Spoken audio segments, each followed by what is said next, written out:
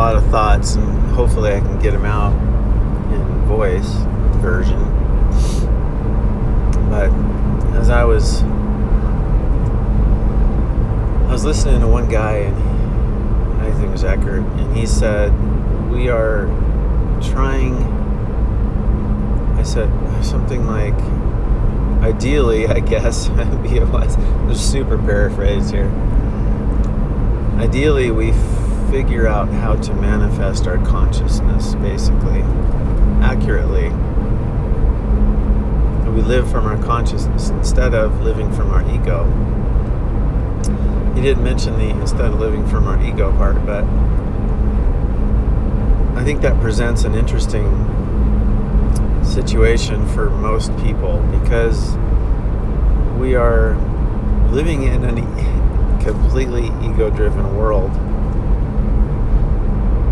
and surrounded by people that are functioning from an ego-driven perspective or personality or all that. And so we have to somehow not have that be that way.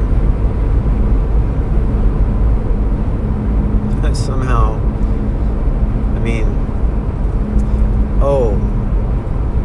here, this is better.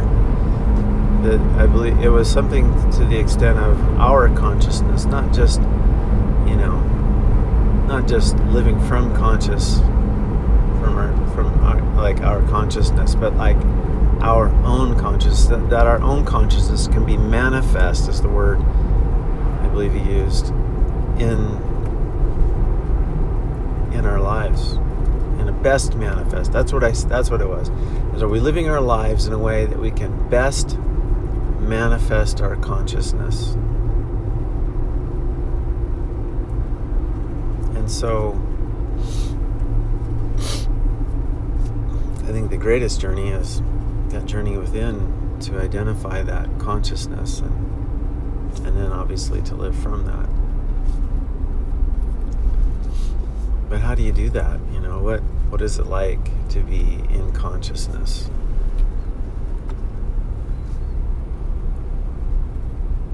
Think about our consciousness and how is it in relation to everything else. And I guess an example, I had swimming in Payette Lake yesterday, and I was noticing that certain things I did, it was easier to feel that consciousness rather than others. Like if I swam in effort to go somewhere or get to experience, I was swimming out to this boulder in this place that we really like to swim at as a family, and I was swimming out to this boulder, and as I was in destination mode, but then I just paused and would just play with the water and the bubbles as my hands went through the water. So I was just playing with that, and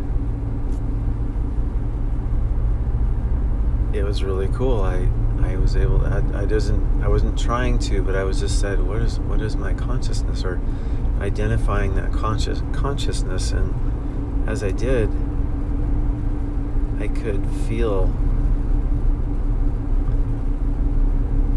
my being inside.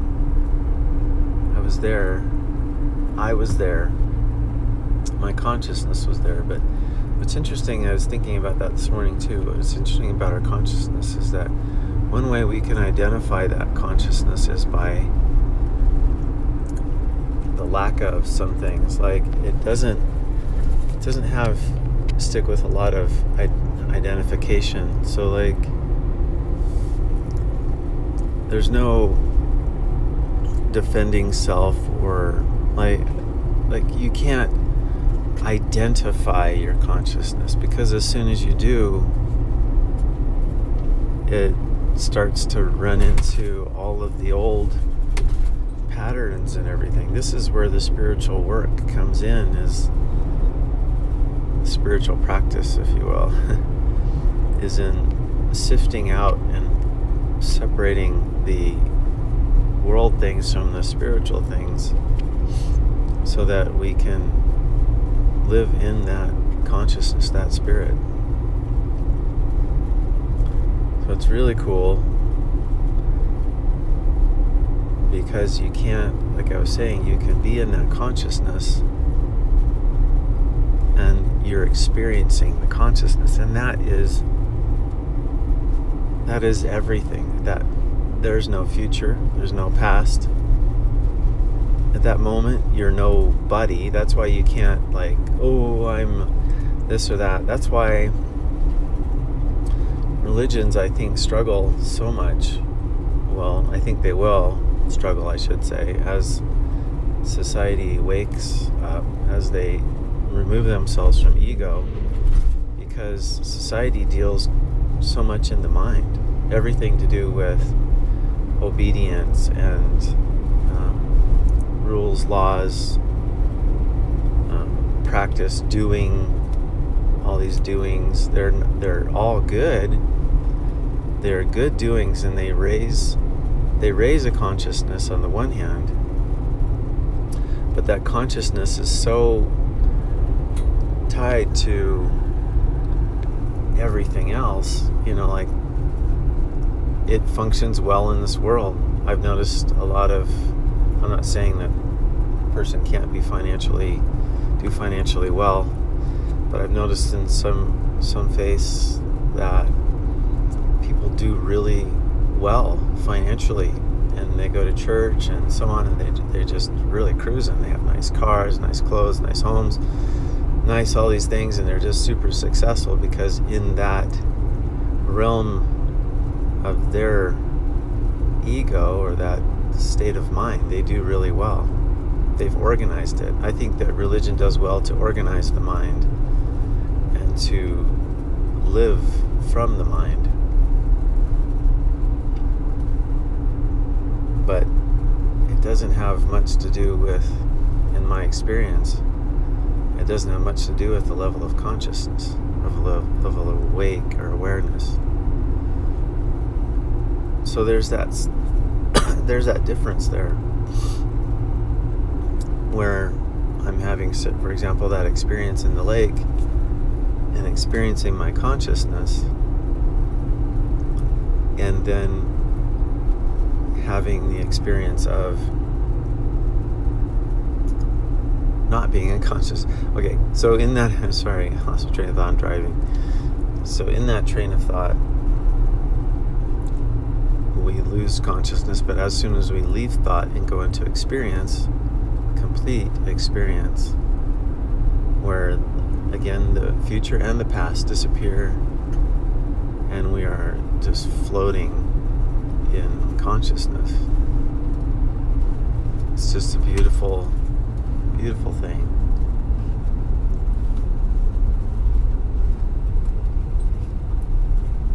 It really is.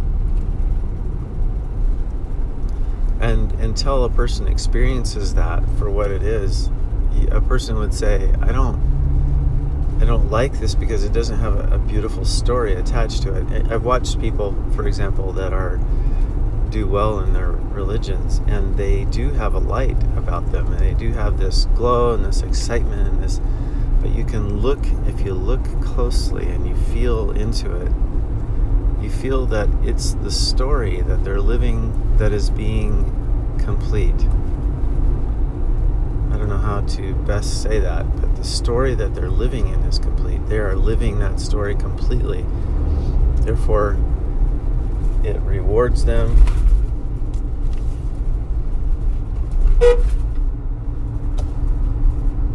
It helps them to know that everything they're doing it completes their mind. It completely comes together for them. Like there's these rules, and if they live these rules and these laws, then they can go and live in heaven, and that picture's been painted for them completely. And this whole thing is a completely integrated, beautiful story.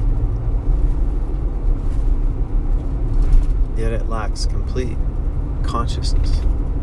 It's very enticing because everybody wants to have, their story. They want this head to be together, to get it together, to live a life that is together and successful.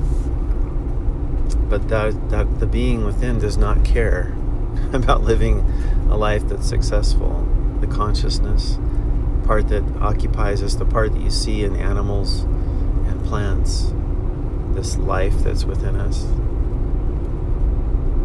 that does not care at all about being successful, about living a life that is complete, or having a future of living in heaven. None of that ties in. It really doesn't. So,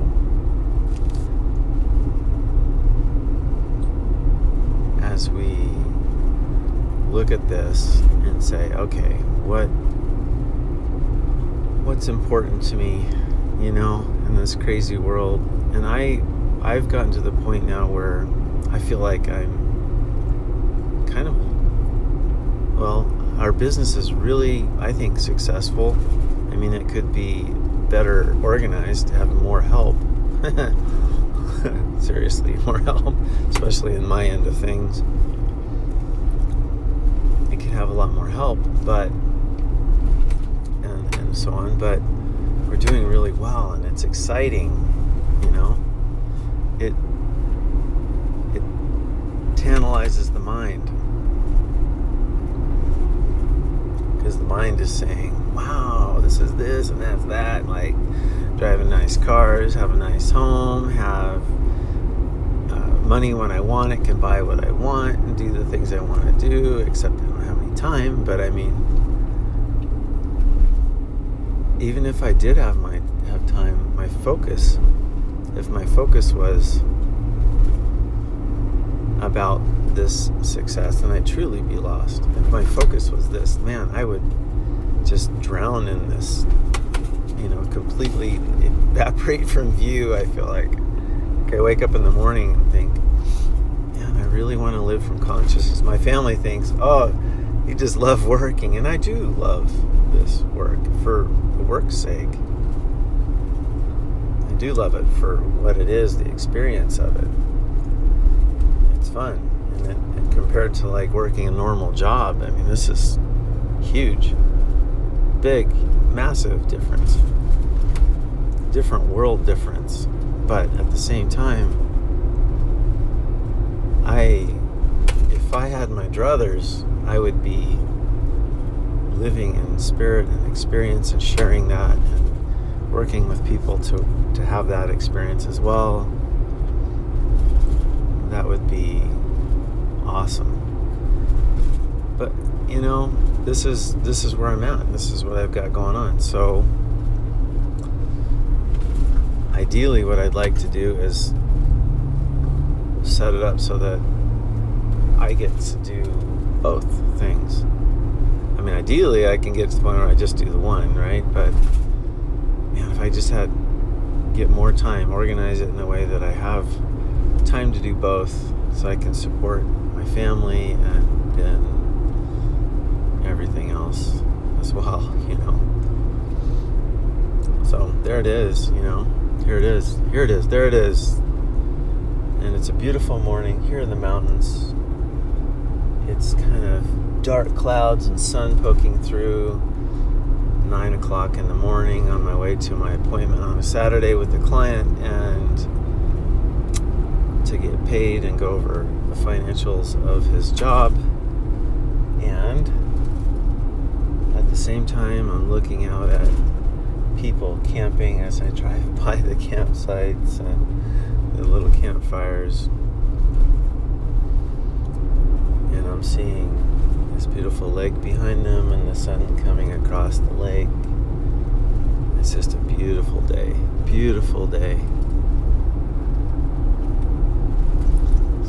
this.